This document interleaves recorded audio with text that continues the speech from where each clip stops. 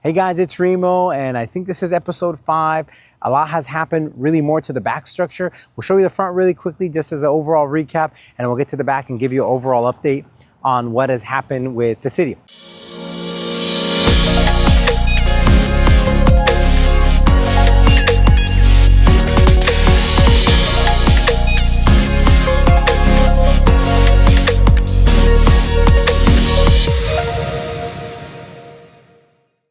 So one thing you notice in the front that we didn't want to do this, but we ended up having to, which is we got a temporary power line or power pole.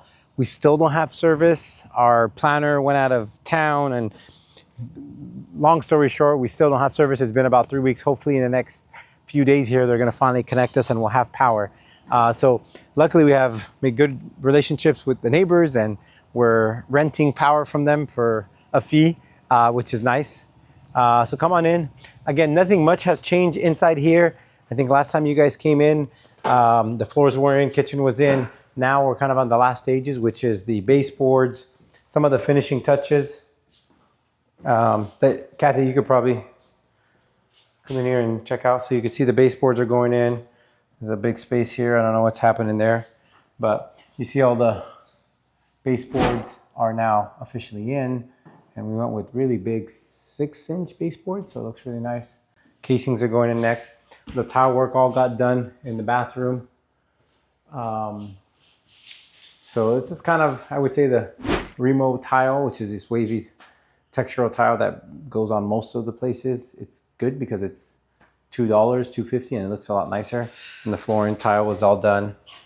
Same with bedroom number 2. The doors are in. I don't think the doors were in last time. The casings are in. And I would say in the next day or two, like, this will all be completed. So, which is nice. And then I think last time we talked about the kitchen. Kitchen's all done. The only thing missing is just the faucet, the plumbing, and then just paint and the microwave hood that we have to order soon. So, yeah, but this is, you can see the ceiling is painted and it's kind of cut, so semi-gloss in the kitchen-ish area, and then living space is more of a flat or a satin, but I think it's flat. And then, yeah, so that's it now. Let me show you really the big progress, which is the back. Since we last talked, it was a lot different. So let's walk back there. Before we get back there, because they're working right now and the machine is pretty loud, and I know what the audio is like, but this is what the structure is now. If you look at one of the previous videos, the roof line was probably about 2 feet above the windows because it was a really flat roof. Now it's close to 9 feet above. So in the attic is actual enough space where you could walk. So we'll go back there. We're gonna walk quickly by the loud concrete mixer because they're actually putting in the stucco. So let's come on in. We're here in now the rear. You can kind of see how tall I am relative to the space. A lot has happened. So since our last video, we got the framing, the rough mechanical, rough electrical, rough plumbing. What else? The shear walls that needed to go up. You'll see the shear walls in one of the units because the other one's already drywalled up. We passed insulation inspection, this exterior lath. So the guys are actually putting the first coat of stucco, which is called the scratch. That's being done. So Kathy, come on in. Here's what it looks like. Again, completely insulated. You have where the AC unit's gonna go. They started drywalling. They'll be back any minute now to resume the drywalling. We have inspection for tomorrow for drywall, which once that passes, our last inspection is the final inspection, which is moving really quickly. So come on in. You can see some of the drywall. So this will be the kitchen area. You have the refrigerator, the hood, and it'll have a little island peninsula here, which is nice. That's why this light's kind of where it is right now. And then out looking this way. They already, again, started doing most of the drywall. They just ran out of time yesterday. The other thing, I don't think I can show you, but what happens between, actually, I probably can here. One of the things that's required, yeah, you can. So it's this double wall. So there's 2 walls that have to be put in, and it's really for noise. This is the existing, but in the back of the structure, you'll see typically a 1 to 2 inch gap for noise. And then the other thing is this wall has to be fire rated on both sides, and not just on the wall, but all the way in the attic. So in that 6-foot attic, from this point, from the front all the way to the back, is drywalled on both sides for that fire rating. It's very difficult to get the drywall sheets up there and to drywall up there. So that takes a lot more time because the space is limited versus, you know, down here, it's a lot easier because you just have access to it. Where up there with these 4 by what are they? 4 by 8, 4 by 12 sheets. Yeah, 4 by 12 sheets. They're a lot heavier to get up there and to deal with. So let's keep going. So bathroom, they already started drywalling. It's gonna get a little dark. So you can kind of pop in for a second. The tubs are in, all 4 tubs for these units. The closets are built out in the bedroom. So this is what the existing bedroom, this is kind of the footprint of the original structure. So if you want to come all the way in and kind of pass through that closet so you could see, it has recessed lights, wired for a ceiling fan, smoke detector. That needs to be, you know, 36 inches away from the fan blade. So all that's good distance. And now this is considered really the new structure. So, and you can kind of see it on the ground here where you have kind of existing flooring and then it goes to this new plywood subfloor. And so this is kind of the addition to the house, which is an additional bedroom and a bathroom.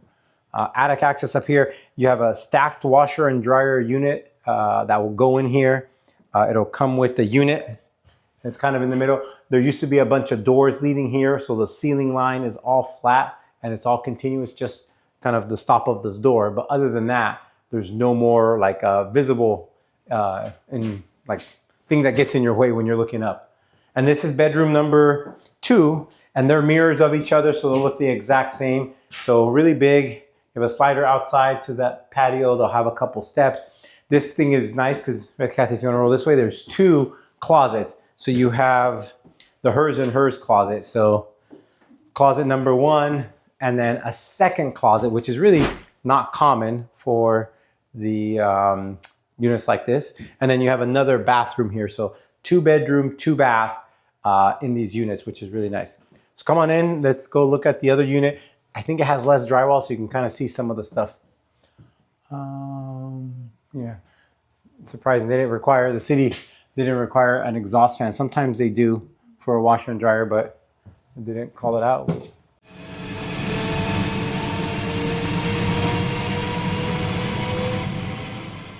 So now you kind of get to see some of the things that I mentioned in the other unit. So this is, they haven't drywalled as much of this. So you can see all the insulation all the way around. Kathy, you can come on this side. Here's the electric panel for both units. They're both behind the front door, which is conveniently located. Let me actually close this. Maybe the audio will be better. Yeah, probably a lot better. Kitchen here as well. So this might be difficult to see. Actually, no, it's perfect. You can kind of come here. You have to maybe let the camera adjust for lighting. But this is what it all looks like. You could see the drywall go all the way up to block it on both sides. So this wall is continuous all the way through the unit from here all the way to the end of the structure. And it goes all the way up. So if a fire were to happen, it doesn't jump from one unit to the other. So same layout. It'll be refrigerator, kitchen, a little peninsula here. You could see the bedroom number 1 from the outside here, which is a little bit easier to see. It hasn't been drywalled yet. The other thing, Kathy, you could just pop in from there.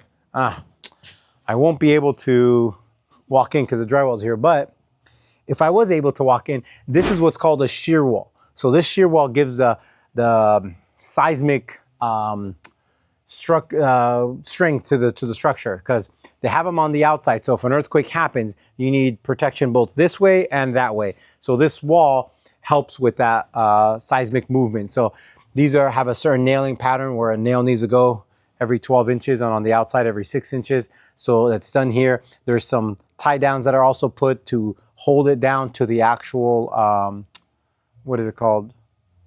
To the actual foundation. And I'm thinking out loud here. I want to make sure that the tie downs were tied. So if not, we got to open up some of this drywall. So the tie downs, I don't think there's any here. They've all been covered, unfortunately, to know if any of them, all of them have been tied down. All right, well, I'll ask the contractor. Oh, there's one here. Yes. So come on over here. I'll grab the camera for this part. So here are the actual tie downs. So these tie downs, they're called HDUs. And so this bracket attaches to typically in the footing into a special bolt. And that bolt goes all the way down to the foundation. And that is the beginning part of the shear wall to give it that structural support that it needs. So there's one here, and wherever this one ends and goes all the way here, there'll be another one all the way at the end of the house. And so this property has, I think, 8 or 10 of these throughout. So it gives it that seismic support.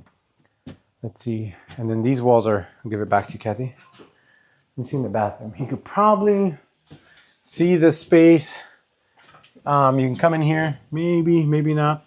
You can kind of see that double wall here. So you have the wall, and then you have this little space between the two. This is for noise. So for newer construction, you need this space. So, you know, it helps substantially with the noise reduction, where the other part of the house was existing. And so it doesn't need it. We just put it in. So it makes drywalling a lot easier. This is bathroom number 2, kind of same setup and layout where you have 2 closets.